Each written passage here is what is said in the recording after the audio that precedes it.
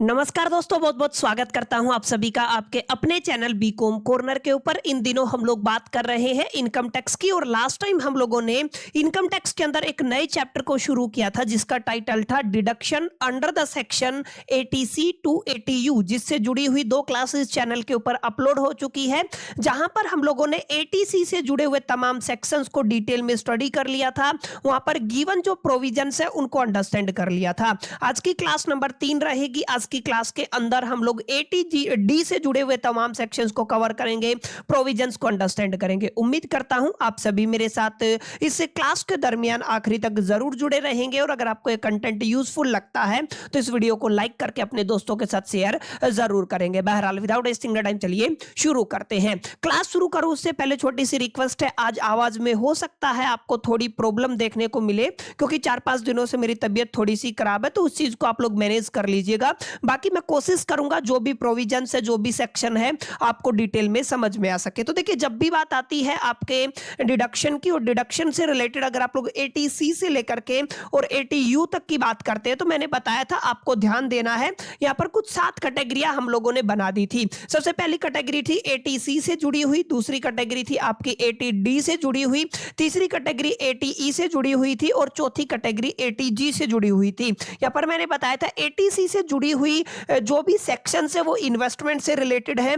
अगर आप लोग एटीडी पर आते हैं, एटीडी के अंदर आपके जितने भी सेक्शंस हैं वो आपके हेल्थ एंड इंश्योरेंस से जुड़े हुए हैं। माने आज का एजेंडा क्या रहेगा, हेल्थ और इंश्योरेंस से जुड़े हुए जितने भी सेक्शंस हैं उनको हम लोग पढ़ लेंगे और वहां पर कौन कौन से प्रोविजन गिवन है, एग्जैक्टली कितना डिडक्शन अप्लाई होगा, कितना डिडक्शन आप लोग एक तरीके से ले सकते हैं, इस मुद्दे पर हम लोग चर्चा करने वाले हैं। तो अगर आप लोग ध्यान से देखेंगे, अगर आप लोग एटीडी की बात करते हैं तो एटीडी के अंदर कुछ बुनियादी तौर पे हमें बातों का ख्याल करना पड़ेगा। कौन कौन सी वो बातें, वो ध्यान दीजिएगा। अगर मैं एटीडी की बात करता हूं तो सबसे पहला जो आपका सेक्शन आएगा वो एटीडी आएगा। दूसरे नंबर पे आप लोग एटी डबल डी पढ़ने वाले हो, तीसरे नंबर पे आप लोग एटी डबल डी बी पढ़ोगे और चौथे नंबर पे आप लोग एटीई पढ़ोगे। याद रखिएगा, ये टोटल 4 ऐसे सेक्शंस है जो आपके किससे जुड़े हुए हैं, आपके हेल्थ से जुड़े हुए हैं या इंश्योरेंस से जुड़े हुए हैं। सबसे पहले हम लोग किसके बारे में बात करने वाले हैं, एटीडी सेक्शन के बारे में बात करने वाले हैं।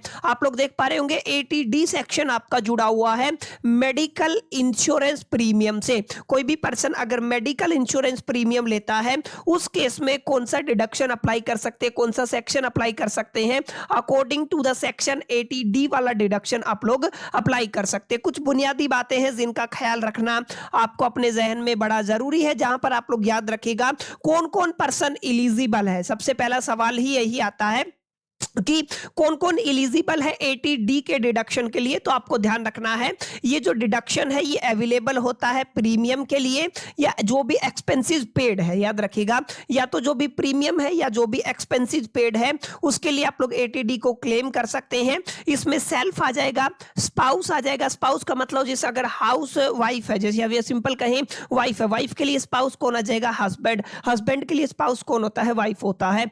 अगर आपका चाइल्ड चिल्ड्रन डिपेंडेंट है तो डिपेंडेंट चिल्ड्रन को भी एटीडी का डिडक्शन मिल सकता है।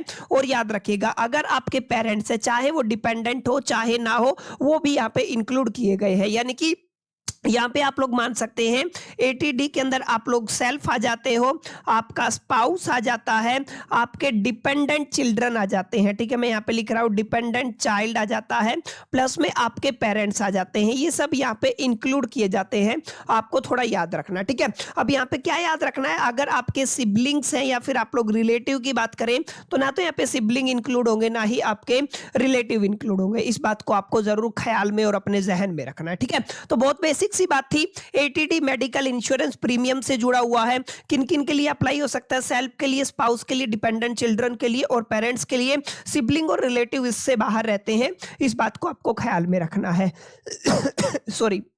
अब बात करते हैं mode of payment. Mode of payment का मतलब क्या है, यहाँ पे किस मोड ऑफ पेमेंट की बात हो रही है, यहाँ पे बात हो रही है माय डियर फ्रेंड्स, अगर आपने कोई भी मेडिकल प्रीमियम लिया है, जो भी आप लोगों ने मेडिकल इंश्योरेंस लिया है, उस मेडिकल इंश्योरेंस की पेमेंट आपको अदर देन कैश करनी है। माने कैश के अलावा आप लोग ऑनलाइन मेथड का यूज कर सकते हैं, नेट बैंकिंग का यूज कर सकते हैं, डेबिट कार्ड, क्रेडिट कार्ड का इस्तेमाल कर सकते हैं, लेकिन आपको जो ट्रांजेक्शन करना है वो अदर देन कैश करना है। आप लोग देखिएगा जो आपका पेमेंट है वो must be made by any other mode than the cash. Cash के अलावा आप चेक से पेमेंट कर सकते हैं, कार्ड से पेमेंट कर सकते हैं, यूपीआई से पेमेंट कर सकते हैं और नेट बैंकिंग से भी पेमेंट कर सकते हैं। क्लियर? तो थोड़ा सा बेसिक बातें हैं, याद रखेंगे तो आपको क्लियर हो जाएगा। दो बातें याद रखनी है, एटीजी किससे जुड़ा हुआ है? आपका एटीडी सेक्शन जुड़ा हुआ है आपके मेडिकल इंश्योरेंस प्रीमियम से। कौन कौन यहाँ पे इंक्लूड है इस बात को ख्याल में रखिएगा, और यहाँ पे मोड ऑफ पेमेंट क्या रहना चाहिए इस बात को ख्याल में रखिएगा। आप ध्यान दीजिएगा, यहाँ पे ये जो आपका डिडक्शन है deduction limit under the section 80D, अगर 80D की बात करते हैं, 80D के अंडर अगर आप डिडक्शन देखें तो कितना डिडक्शन आपको मिलेगा। ध्यान रखिएगा, आप सेल्फ के लिए बात कर रहे हैं, फैमिली के लिए बात कर रहे हैं। अगर दोनों की उम्र 60 साल से कम है तो यहाँ पे 25,000 तक का डिडक्शन देखने को मिलता है। अगर पेरेंट्स की बात करते हैं, पेरेंट्स की उम्र 60 साल से कम है तो भी आपको 25,000 का डिडक्शन देखने को मिलता है। अगर पेरेंट्स की उम्र ग्रेटर देन इक्वल टू, अगर आपकी 60 साल के इक्वल या 60 साल से ज्यादा है, जो स्पेसिफिकली आपके सीनियर सिटीजन वाली कैटेगरी में आते हैं, उस केस में डिडक्शन आपका 50,000 रुपए हो जाएगा। सेम अगर आप सेल्फ और फैमिली की बात करते हैं, जो भी टैक्स पेयर का है, टैक्स पेयर की उम्र 60 साल से ज्यादा हो जाती है तो आपका ये जो डिडक्शन है ये 50,000 रुपए हो जाएगा। सीधी सीधी बात है, एक तो आपका सीनियर सिटीजन है, एक आपकी उम्र अगर 60 साल से कम है तो आपको कितना डिडक्शन देखने को मिलेगा? इस सेक्शन के अकॉर्डिंग आपको 25K का डिडक्शन देखने को मिलेगा। वही अगर आपकी उम्र greater than equal to 60 year है तो आपको यहाँ पे 50,000 का डिडक्शन देखने को मिलेगा। ये बात को आपको ख्याल में रखना, बस इससे ज्यादा कोई ज्यादा लंबी चौड़ी कहानी यहाँ पे है नहीं। इसके अलावा याद रखिएगा, यहाँ पे अगर आप लोग प्रिवेंटिव हेल्थ चेकअप की बात करते हैं तो यहाँ पे अलग से 5,000 रुपए आपको देखने को मिलते हैं।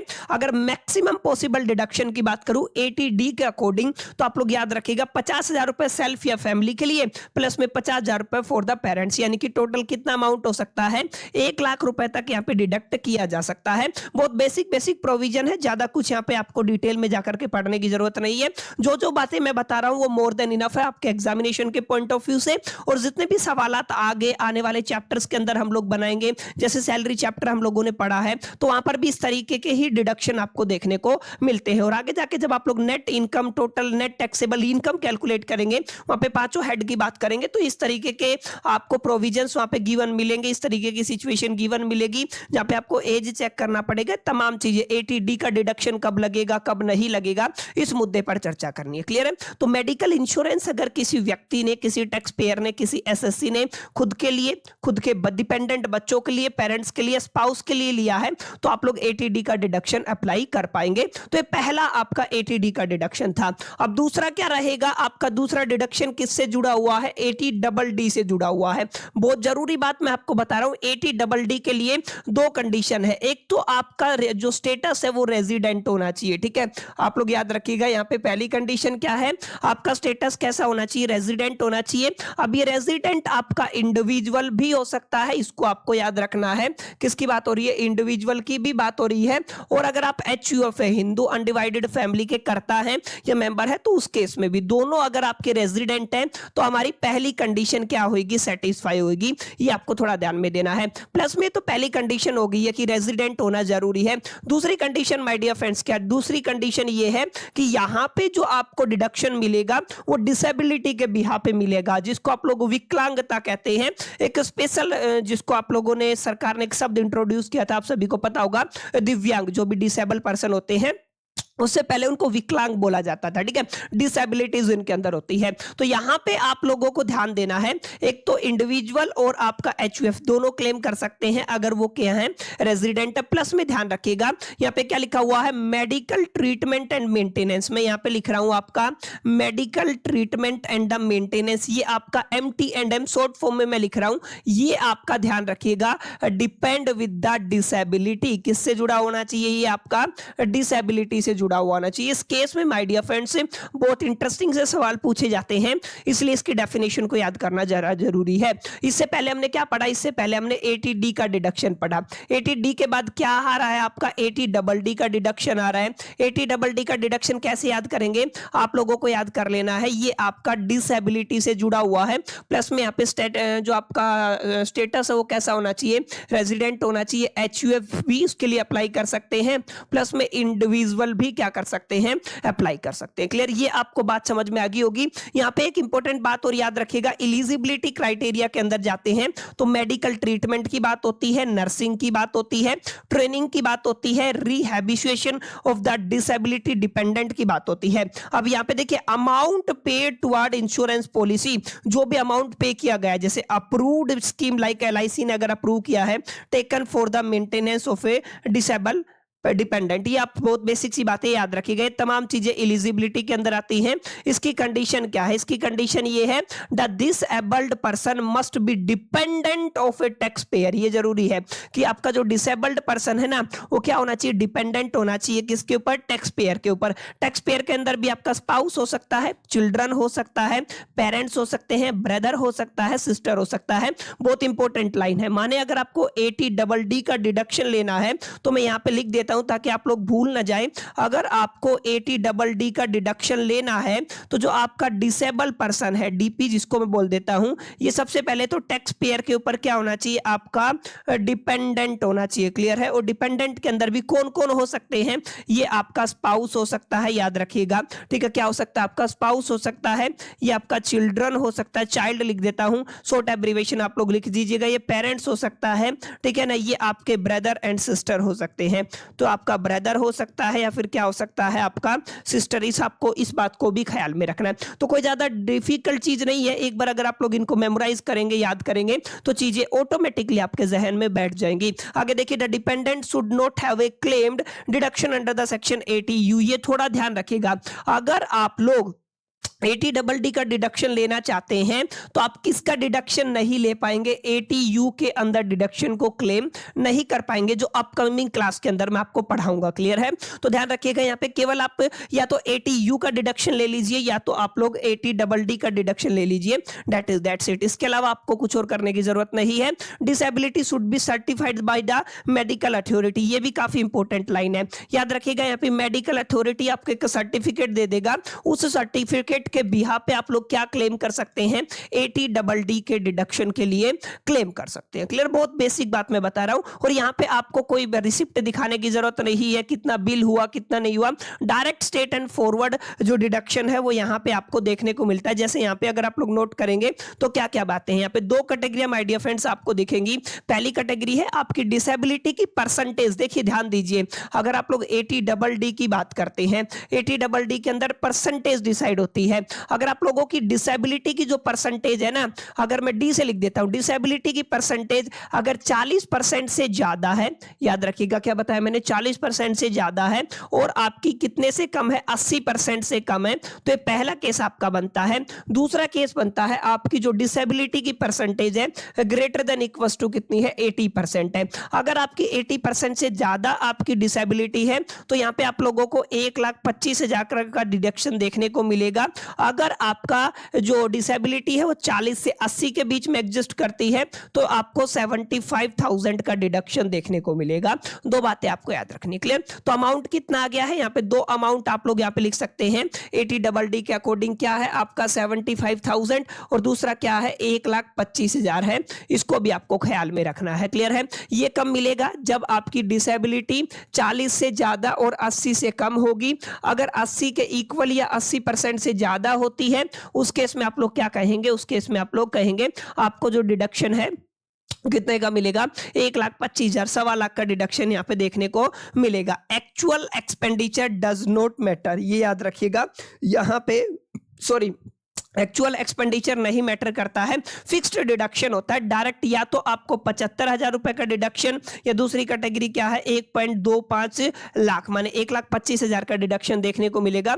इसके अलावा और कुछ यहाँ पे रॉकेट साइंस है नहीं। क्लियर। तो ये आपका सेकंड डिडक्शन था। 80D डिडक्शन आपको क्लियर रहा होगा।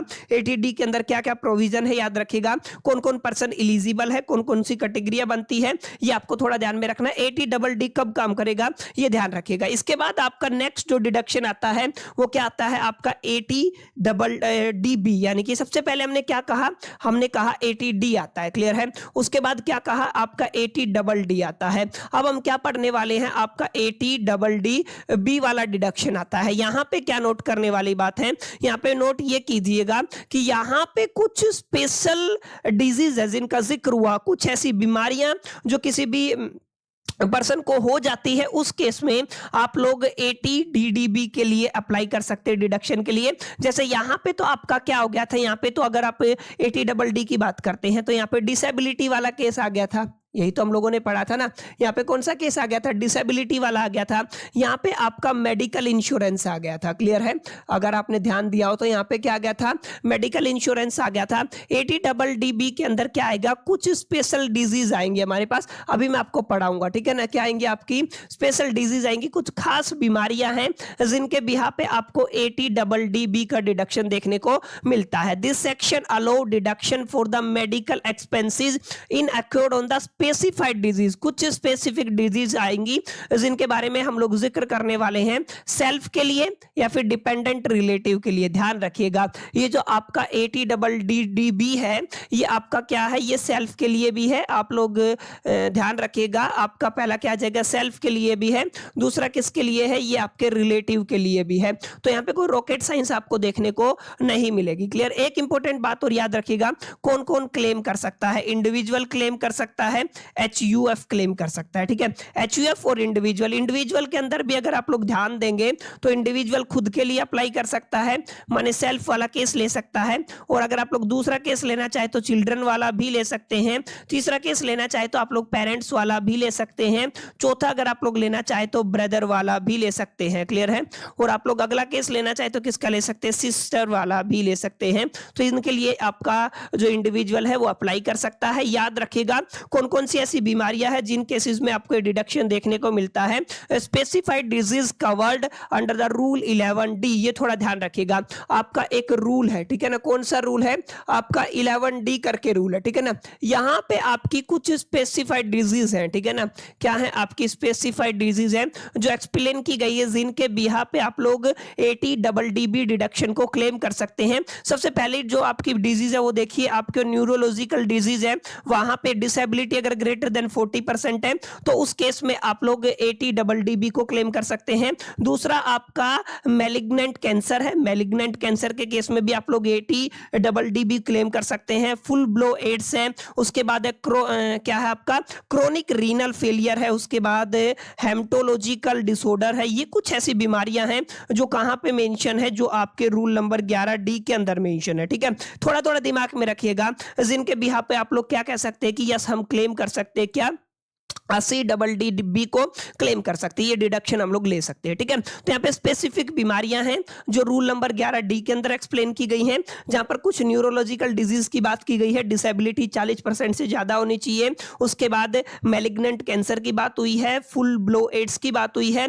क्रोनिक रीनल फेलियर की बात हुई है, उसके बाद हेमेटोलॉजिकल डिसऑर्डर की बात हुई है। ये एग्जाम्पल माय डियर फ्रेंड्स बहुत ज्यादा जरूरी है, याद कीजिएगा, क्योंकि आपको अपने सब्जेक्ट के ऊपर कमांड बनानी है, क्लियर है। थोड़ा थोड़ा अगर आप लोग याद करेंगे, पढ़ेंगे, चीजों को अंडरस्टैंड करेंगे तो डेफिनेट सी बात है, रिपीट करेंगे तो बार बार चीजें दिमाग में रहती हैं और रहनी भी चाहिए, क्योंकि इनकम टैक्स अपने आप में एक सब्जेक्टिव, मैं कहूंगा थ्योरेटिकल और प्रैक्टिकल सब्जेक्ट रहने वाला है। अगर आपको प्रोविजंस याद नहीं हुए, अगर आपको कॉन्सेप्ट की अंडरस्टैंडिंग नहीं हुई तो आपकी कैलकुलेशन धरी की धरी रह जाएगी, उस केस में आपका कुछ काम नहीं आएगा और फिर आपको बाद में जाके रिग्रेट होगा। तो इससे बेटर यही है भाई और बहनों कि आप लोग पढ़ लें, क्लियर है। उम्मीद करता हूं आपको ये समझ में आया होगा। अभी तक की क्लास के अंदर मैंने बताया था, जब भी हम लोग डिडक्शन की बात करते हैं तो यहीं पे मैं एक नया पेज ले लेता हूं। क्या बताया था मैंने, हमने बात की थी हम लोग 80D से जुड़े हुए डिडक्शन की बात करेंगे, जो किससे, लाइफ से जुड़े हुए, इंश्योरेंस, मेडिकल से, हेल्थ एंड इंश्योरेंस से जुड़ा हुआ आपका सेक्शन रहने वाला है।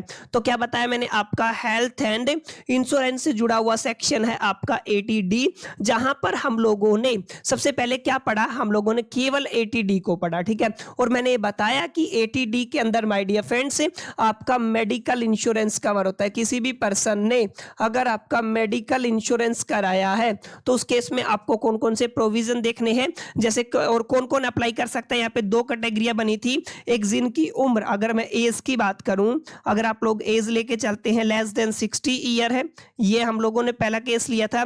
दूसरा केस क्या था आपका, ग्रेटर देन इक्वल्स टू, अगर मैं एज की बात करता हूं कितनी है 60 साल है। क्लियर है। तो मैंने बताया था इन दोनों केसेस में आपको अलग अलग डिडक्शन देखने को मिलते हैं।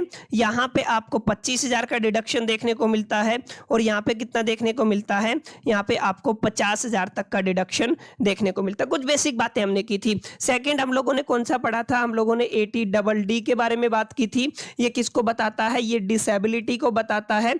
अगर आपका पर्सन डिसेबिलिटी पर्सन डिपेंडेंट है टैक्स पेयर के ऊपर, तो यहाँ पे उसकी डिसेबिलिटी 40% से ज्यादा और 80% से कम होगी तो पहला केस बनता है। अगर उसकी जो डिसेबिलिटी है वो 80% से ज्यादा है तो दूसरा केस बनता है। यहाँ पे वो क्लेम कर सकता है 1,25,000 तक का डिडक्शन, यहाँ पे उसको 75,000 तक के डिडक्शन का ही बेनिफिट मिलेगा। उसके बाद हमने माय डियर फ्रेंड्स अभी अभी बात की है ATDD की। यहाँ पे हमने देखा एक रूल नंबर 11 है, ठीक है, आपका क्या है, रूल नंबर 11D है, जहां पे कुछ स्पेसिफाइड डिजीज है, ठीक है ना, क्या है आपकी, जिनके नाम मैंने बताया स्पेसिफाइड डिजीज है, जिनके बिहा पे आपको डिडक्शन दिया जाता है, जो हम लोगों ने यहाँ पे डिटेल में चर्चा की थी। कितना डिडक्शन दिया जाता है इस पर चर्चा कर लेते हैं। देखिए डिडक्शन की अगर मैं बात करूं, उम्र अगर आपके पेशेंट की 60 साल से कम है, कोई भी पर्सन हो, तो 40,000 तक का डिडक्शन आपको मिल जाएगा। अगर सीनियर सिटीजन वाली कैटेगरी है तो आपको 1 लाख तक का डिडक्शन देखने को मिलेगा। माने अगर आप लोग यहाँ पे लिखना चाहे तो क्या लिखेंगे,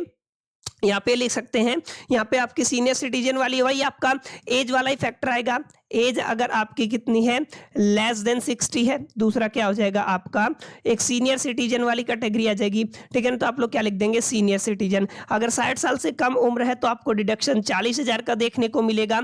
अगर आप सीनियर सिटीजन है तो आपको डिडक्शन 1 लाख तक का देखने को मिलेगा। कोई रॉकेट साइंस नहीं है। क्लियर है। थोड़ा सा रफली क्यों समझा रहा हूँ, क्योंकि मैंने पहले भी बताया था ना, मेरे से बोला जा रहा है, आवाज में थोड़ा सा प्रॉब्लम है, तो आज 1-2 क्लास हो सकता है और लगे मैनेज होने में, तो आप लोग इस चीज को एडजस्ट कर लीजिएगा। क्लासेस आपको रेगुलर टाइम टू टाइम मिलने वाले ही है। चलिए आगे चलते हैं। तो एक क्लियर हो गया होगा AT आपका DDB आपका किस तरीके का प्रोविजन है, सेक्शन है, इससे रिलेटेड प्रोविजन आपको समझ में आ गए होंगे। लास्ट आपका बचता है एक आपका सेक्शन 80E, याद रखिएगा ये क्या है, 80E है, जो आपके एजुकेशन से जुड़ा हुआ है, एजुकेशन लोन के इंटरेस्ट से जुड़ा हुआ है। इसको मैं ज्यादा डिटेल में जाकर के चर्चा नहीं करूंगा, केवल हम लोग मोटा मोटा जो इंपॉर्टेंट बातें हैं वही पढ़ेंगे।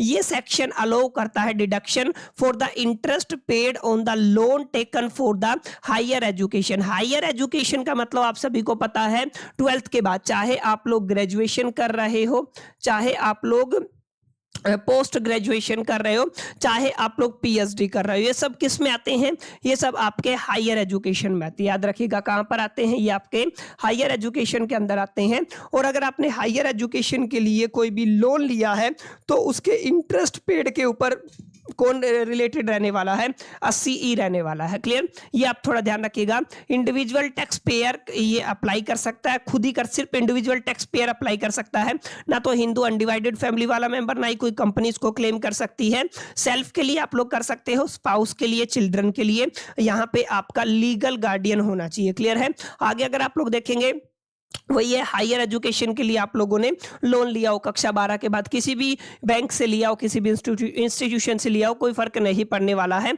डिडक्शन क्या मिलेगा, इंटरेस्ट एक्चुअली पेड, जितना भी इंटरेस्ट आपने एक्चुअली पे किया है उसका डिडक्शन मिल जाएगा। Principal repayment is not allowed as a deduction, principal repayment की एज ए डिडक्शन अलाउड नहीं है। मैक्सिमम 8 ईयर यहाँ पे टाइम पीरियड रखा गया, starting from the year you begin repaying the interest. ये थोड़ा आप लोग याद रखिएगा, ठीक है, बहुत बेसिक से प्रोविजन है, यहां से अक्सर कम ही बातें आती हैं, याद रखिएगा। फिर भी मोटा मोटा किसका डिडक्शन मिलेगा, जो भी इंटरेस्ट आपने पे किया है, प्रिंसिपल से कुछ लेना देना नहीं है। तो माय डियर फ्रेंड्स, ये थे आपके हेल्थ एंड इंश्योरेंस से जुड़े हुए सेक्शंस। ATD आप लोगों ने पढ़ा, उसके बाद हम लोग ATDD की तरफ बढ़े, उसके बाद हम लोगों ने आपका ATDDB को पढ़ा, उसके बाद हम लोगों ने आपका एक प्रोविजन पढ़ा ATE से जुड़ा हुआ, और यहां पर आकर के माय डियर फ्रेंड्स आपका ये वाला पार्ट कंप्लीट होता है। अब आपका रह जाता है ATE वाला, जो हम आने वाली क्लासेस के अंदर डिटेल में जाकर के चर्चा करेंगे।